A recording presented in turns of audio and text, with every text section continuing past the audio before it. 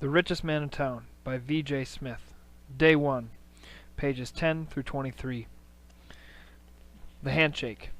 It's amazing what can happen just by paying attention. Besides, I never thought I would have a life-changing experience at Walmart. I don't remember the exact date I met Marty for the first time. Up to that moment, nothing that day seemed particularly important. Certainly not what brought me to the store in the first place. Like a lot of people who want to get through a checkout line, my thoughts were on speed, nothing more. The line I was standing in wasn't moving as quickly as I wanted, and I glanced toward the cashier. There stood an affable-looking man in his 70s. Slightly stooped and of average build, he wore glasses and a nice smile. I thought, well, he's an old guy. It probably takes him a little longer to get the chores done. For the next few minutes I watched him. He greeted every customer before he began scanning the items they were purchasing. Sure, his words were the usual, "How's it going?" But he did something different. He actually listened to people. Then he would respond to what they had said and engage them in brief conversation.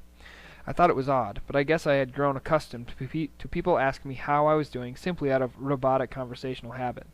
After a while, you don't give any thought to the question and just mumble something back. I could say, "I just found out I have 6 months to live," and someone would reply, "Have a great day."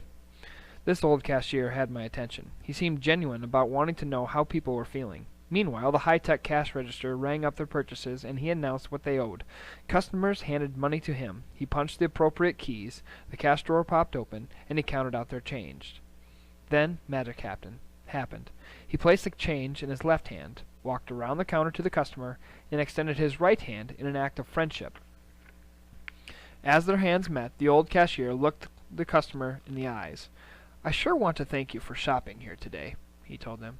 "You have a great day. Bye-bye." The looks on the faces of the customers were priceless. There were smiles and some sheepish grins. All had been touched by a simple gesture, and in a place they never expected. Some customers would walk away, pause for a moment, and look back at the old cashier, now busy with the next customer. It was obvious they couldn't quite comprehend what had just happened. They would gather their things and walk out the door, smiling. Now it was my turn. As expected, he asked me how I was doing. I told him I was having a good day. "Well, that's good," he said. "I'm having a good day, too." I glanced down at the name tag on his red vest, the kind experienced Walmart cashiers wore. It read, "Marty." I said, "It looks like you enjoy your job, Marty." He replied, "I love my job." Marty told me how much I owed, and I handed him some money. The next thing I knew, he was standing beside me, offering his right hand and holding my change in his left hand. His kind eyes locked onto mine, smiling, and with a firm handshake, he said, "I sure want to thank you for shopping here today. Have a great day. Bye-bye."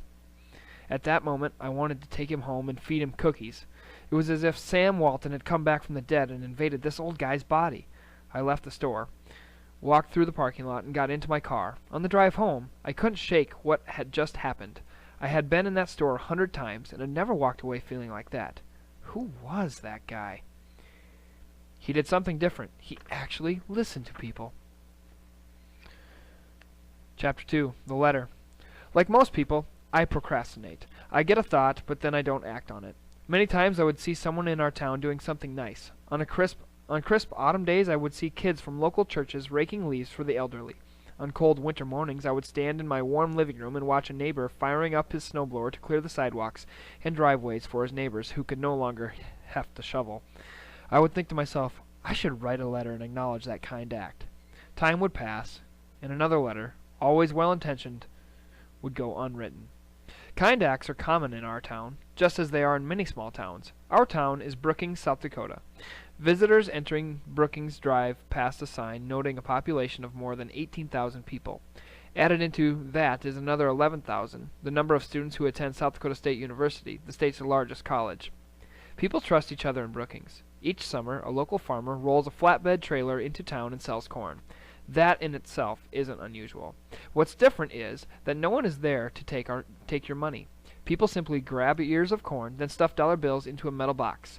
The honor system still works in Brookings. The tree-lined Main Street conjures up hometown images from old movies. Shopkeepers greet customers by name. Almost 15 years ago, many of those business owners were uneasy and uncertain when Walmart opened a store on the east edge of town. Walmart openings often cause angst in communities, but they do bring jobs. Marty had one of them. For several weeks after I had first noticed Marty, I would find myself in his line at Walmart. I marveled at how he treated people. He was quick to give compliments. "You have a beautiful smile," he would say, or "That's a great-looking coat." If he wasn't saying nice things, he would ask people questions. Marty was a master of making other people the center of attention. There was something else I noticed. His line was always the longest in the store. Some of the other checkout counters would have no customers standing in line at all. There would be 3 or 4 people in Marty's line. People didn't seem to mind that they had to wait a few extra minutes. I later found out that he had the store's highest IPH, items per hour, in spite of the time he took with people. Marty said, "I like to show him what an old man can do."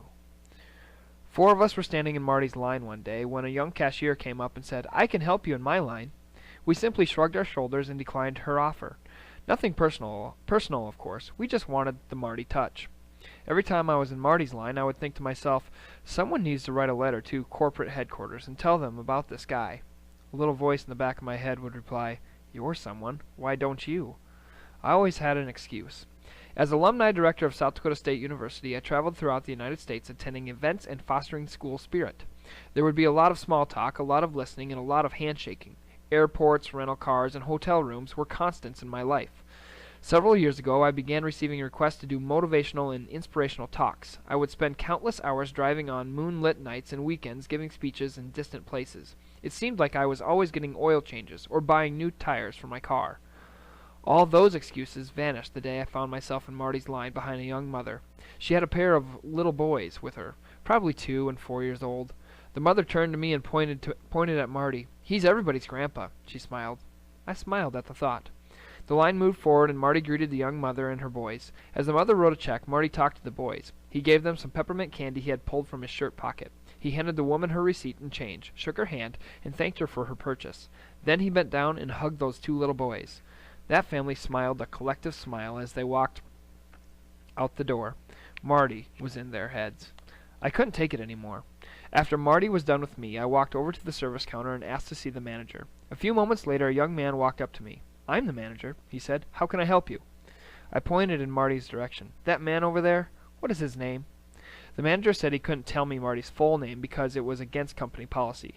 Not wanting to push it, I asked the manager if he could give me the name and address of the chief executive officer of Walmart. He left and came back a few minutes later to hand me a piece of paper with the head man's name and address. I drove back to my campus office. Colleges are buildings filled with people thinking deep thoughts. My thoughts that day were on a cashier at Walmart. I sat at my desk and wrote a letter to Mr. David Glass, President and Chief Executive Officer of Walmart, Bentonville, Arkansas. Dear Mr. Glass, Sam Walton would be proud of Marty. To me and lots of other people, he is Mr. Walmart. Funny, I don't even know Marty's last name. But let me tell you what I do know about him. Marty works at Walmart in Brookings, South Dakota. He is a kindly, older gentleman with twinkling eyes and a ready smile. I, like many others, will stand 8 deep in his cashier line. There will be a few people in the other cashier lines, but that doesn't matter. We like Marty's line.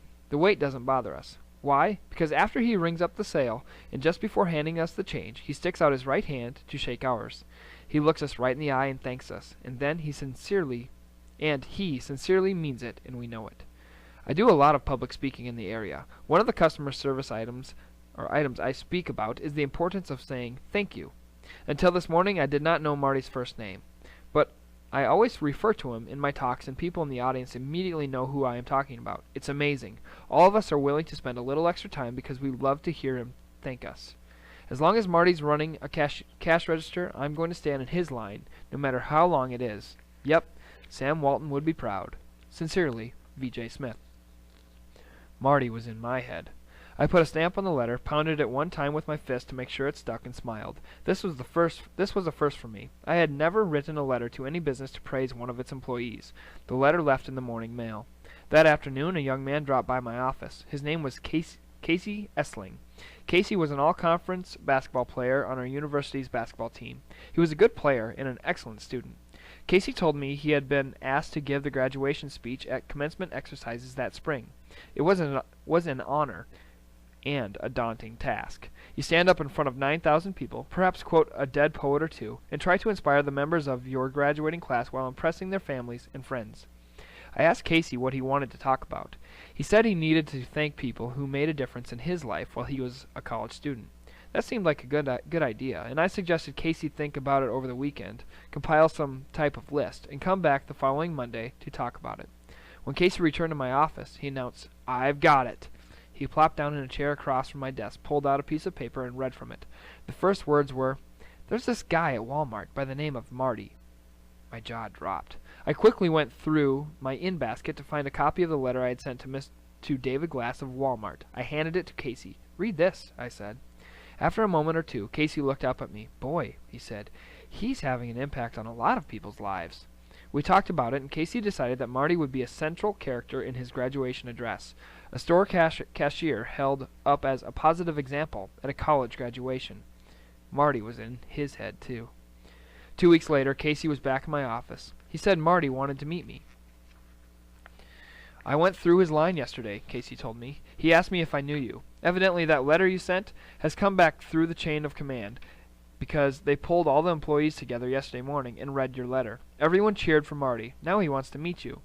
I waited a week. To be honest, I didn't know how I was going to introduce myself. It seemed awkward if I just walked up to him while he was working and told him who I was, so I hatched a plan. I went to Walmart and picked out a dozen golf balls and a bag of tees and placed them on the black conveyor belt that led to Marty. He greeted me as usual and rang up the purchases. He said, "That will be $21.16. I pulled out a personal check, my name and address printed in the corner. After writing the check, I handed it to Marty. He took it, went to the cash register, and started punching in the numbers. He paused when he saw my name. Marty looked toward me and glanced back at the name on the check. Then he stopped what he was doing, walked around the counter, and thrust his arms around me in a bear hug. I paused for a moment before I thought, "Oh, what the heck," and threw my arms around him. 2 guys hugging in Walmart. Marty pulled back and grinned. "I've sure wanted to meet you," he said. I told him I wanted to meet him too. We talked for a moment, and then he asked if we could get together some night to talk over coffee. It seemed like a great idea. We set a time and place, and I left the store. I don't know which one of us was more excited at that moment. Of one thing I was certain. I was thrilled that I had finally taken time to write that letter. It turned out to be the best one I ever sent. All had been touched by his simple gesture. That ends day 1's reading.